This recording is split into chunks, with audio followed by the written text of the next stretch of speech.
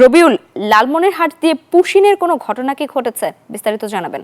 ধন্যবাদ লাইবা। আপনি যেমনটি বলছিলেন যে এখন পর্যন্ত লালমনিরহাটের কোনো সীমান্ত কিন্তু অবৈধভাবে বাংলাদেশ কোনো ভারতীয় কিন্তু প্রবেশ করেনি।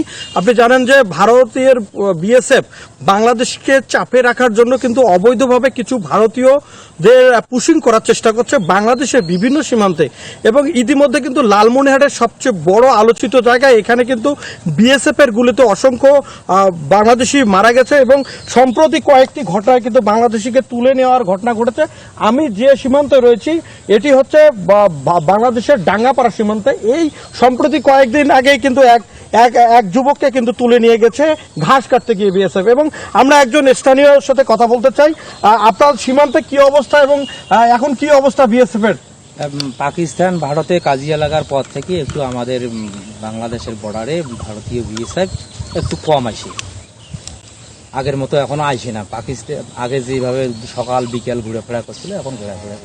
ধন্যবাদ আপনাকে। আমরা শুনছিলাম একজন সীমান্তবাসী কিন্তু বলছিল যে ভারত পাকিস্তানের যুদ্ধের কারণে কিন্তু ভারতীয় বিএসএফরা কিন্তু বাংলাদেশের জিরো লাইনে এসে কিন্তু তাদের কড়া নজরদারি কিন্তু প্রত্যাহার করেছে, এবং ইতিমধ্যে কিন্তু বাংলাদেশের যারা কৃষক রয়েছে তারা কিন্তু স্বস্তিতে কিন্তু তারা কাজবাজ করছে।